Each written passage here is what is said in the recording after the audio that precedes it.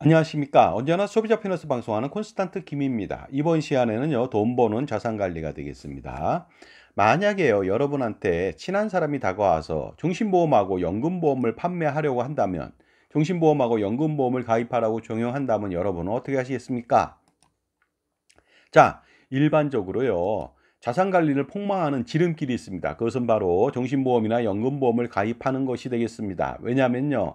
종신보험을 가입했을 때는 제대로 된 사망보장금이 나오지 않고 보험료가 엄청나게 비싸다 보니까 유가족, 그 사망 시에 유가족 생활보장이 전혀 되지 않는다. 미흡하다. 이런 말씀을 드리고 싶고요. 정기보험 대비해서 엄청나게 비싸다 보니까 재산적 손실이 발생될 수 있고요.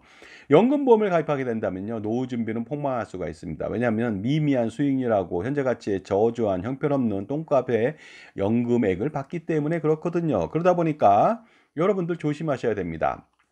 사회초년생이나 아니면 중년이나 노년이나 관계없습니다. 종신보험이나 연금보험 가입하면 절대로 안 된다는 말씀을 드리겠습니다. 그런데 만약에요, 그런 상품을 가입하라고 찾아오는 사람이 있다면 어떻게 할까요? 당연히 거절해야만 합니다. 그리고 상종조차 하면 안 되겠습니다. 왜냐하면 나의 자산 관리를 막는, 나의 자산 관리의 성공과 노후 준비를 막는 장애물을 나한테 제공했기 때문이죠. 그런데 아주 친한 사람이 와서 그런 상품을 가입하라고 권유한다면 어떻게 될까요? 가령 오래된 친구고요. 정말로 거절할 수 없는 친구가 되겠습니다. 가족, 형제자매나 친인척이나 이웃사촌이나 직장 선후배나 아니면 상간, 상사가 될 수도 있겠죠. 이런 사람이 왔을 때 거절하기 굉장히 힘든데요. 이럴 때도 마찬가지가 되겠습니다. 무턱대고 거절하면 근데 안 되겠죠. 네트워크상. 어떻습니까? 네트워크를 유지해야 되겠죠. 그래서 정중하게 따로 은퇴 준비나 자산 관리를 위해서 지속적으로 투자를 하거나 관리하고 있는 것이기 때문에 중도의 것을 변경할 수 없으니 추가 납입 여력이 없다는 말을 반드시 해야 됩니다. 그리고 미안한 대가로 300만 원 내지 500만 원 내지 1000만 원 아니면 2천 3천만 원을 주고서 그 사례로 주면서 영업에 도움이 됐으면 좋겠다고 말한다면 어떻습니까? 정중하게 이런 사례금까지 받았을 때 그 친구나 친한 사람은요, 굉장히 고마워하고 다시는 연금보험이나 아니면 종신보험을 권하지 않을 것으로 보입니다. 이렇게 된다면요, 그 사람과의 어떻습니까? 네트워크, 인간적 관계를 유지할 수도 있고 자신의 흐트러지지 않는 자산 관리에도 성공할 수 있기 때문에 일거양득이 아닐 수 없습니다. 그런데 혹자는 이런 말을 합니다. 1,000만 원을 줄 바에는 차라리 종신보험하고 연금보험을 가입하면 어떨까? 이런 생각을 하는 사람들이 있습니다. 왜냐하면 어차피 가족 사랑을 위해서 유가족 생활 보장을 위해서 사망 보장이 필요하고 그러니 종신보험 가입해야 되겠고요. 은퇴 준비를 위해서 국민연금이 있지만 연금보험을 통해서 보다 나은 윤택한 노후 생활을 위해서 조금 더 보탬이 되게 연금보험을 가입하려고 했는데 때마침 나랑 친한 사람이 왔으니까 가입해 주는 거 당연한 거 아닌가? 이런 생각을 하는 사람이 있는데 절대로 그러면 안 되겠습니다.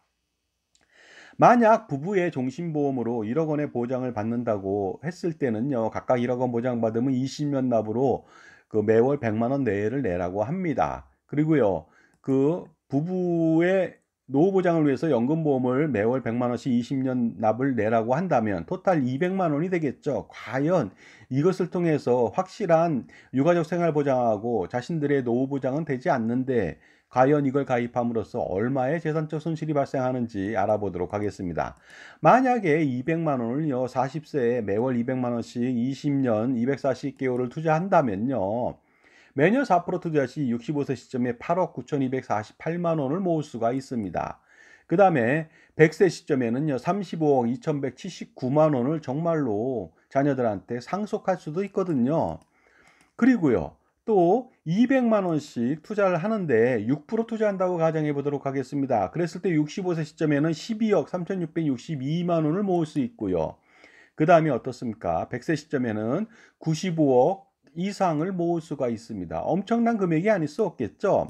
그런데 만약에 종신보험하고 연금보험을 가입하게 된다면 이런 모든 금액을 포기해야만 합니다. 따라서 너무나 아깝지 않습니까? 그러니까 정중하게 거절하면서 사례금 1,000만 원 주는 것은 정말로 조족지혈, 세 발의 피죠. 그러니까 1,000만 원을 아까워하지 마시고 무조건 주시기 바랍니다. 그런데 하나 더 단서를 달면 좋겠죠. 영업이 보탬이 되라고 1,000만 원 주면서요. 혹시라도 나중에 돈 많이 벌면 갚아 하는 식으로 이자까지 쳐서 이런 식으로 편하게 말한다면 어떻습니까? 나중에 잘 돼서 1,000만 원을 받을 수 있고 이자도 받을 수 있는 거 아니겠습니까? 물론 안 갚아도 돼 하는 말을 해 줌으로써 고마움을 더 느끼게 만들어야 되겠죠. 그렇기 때문에요. 가입하는 대신 1,000만 원을 줘도 아깝지 않다는 것이 되겠습니다. 그렇게 한다면 현명한 사람이라면요. 관계도 유지하고 돈도 벌 수 있는 거 아니겠습니까? 자, 지금까지 제 정보가 도움이 되신다면 무료 구독하고 좋아요 부탁드리고요. 멤버십 회원 가입을 통해서 보다 다양한 엄청난 혜택, 선물 보따리를 풀어보시기 바랍니다. 정말로 선물이 쏟아집니다. 수억 내지 수십억 원 절세 및 자산관리 그 노하우를 통해서 엄청난 자산 증식과 절세에 도움이 될 것으로 보입니다. 자, 그런데요.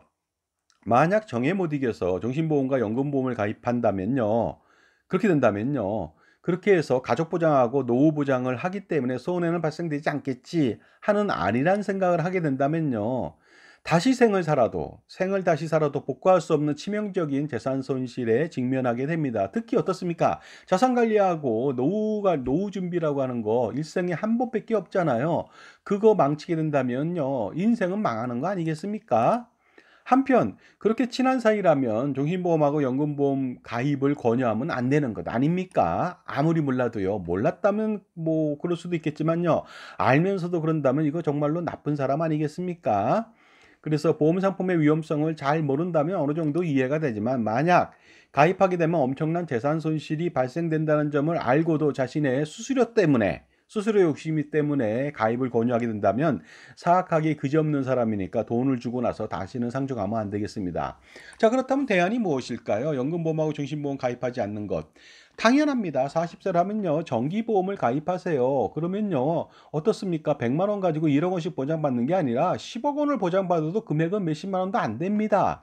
그러니 엄청나지 않을 수가 없겠죠. 확실한 그 사후에 사망보험금 받아서 유가족의 생활보장 가능하고요. 그다음에 연금보험 절대로 가입하지 마세요. 가입한 거 전부 다 해지하십시오. 왜냐하면 부부가 국민연금 가입 강화를 통해서요. 부부의 현재 가치의 연금액을요.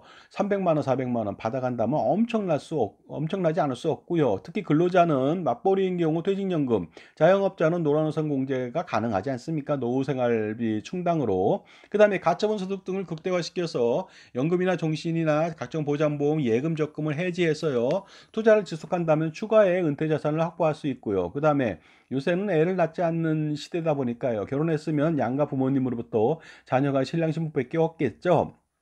그러면 양가 부모님으로부터 상속주택을 받을 수도 있는 거 아닙니까? 그러니까 절대로 종신보험, 연금보험을 가입해서는 안 되겠습니다. 감사합니다.